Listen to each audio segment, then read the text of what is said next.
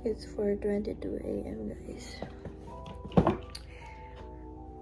Dapat 4:30 pa ako gigising.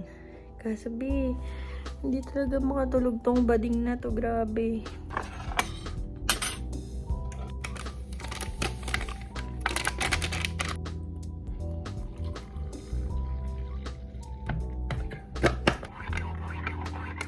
Gagawin ko lang ay sasama kayo sa first day of school.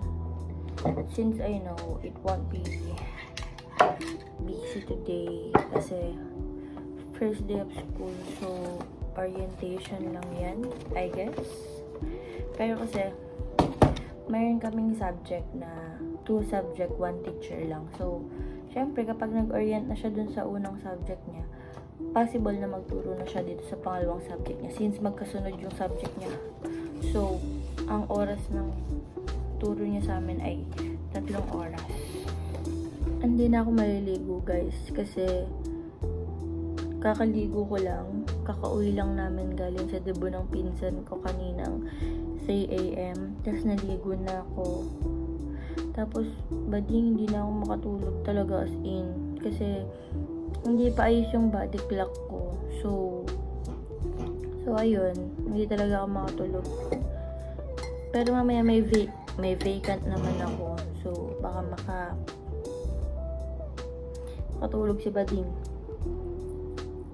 Kailangan ko kumain. Kasi badling. Siyempre kailangan ko.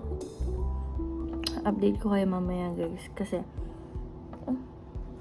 tatapusin ko lang tong coffee ko. Tapos magsasaing na ako. And then mag-prepare ng sarili. Papakita ko na lang sa inyo yung gagawin ko guys. Bye! Late na si Bading.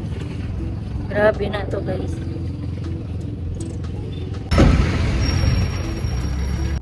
Quizzes, recitation, prelims, no? So also we have exam. So hi guys, pupunta na kami sa ano ba to? Karikatura.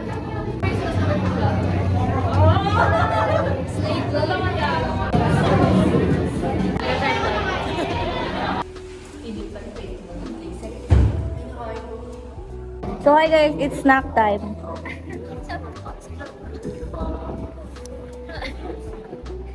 So ayun guys, mga ka-OA yun.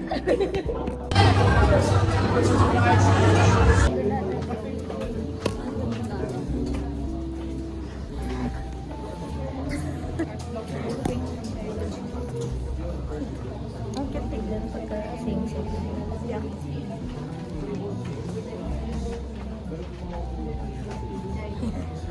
Full storage.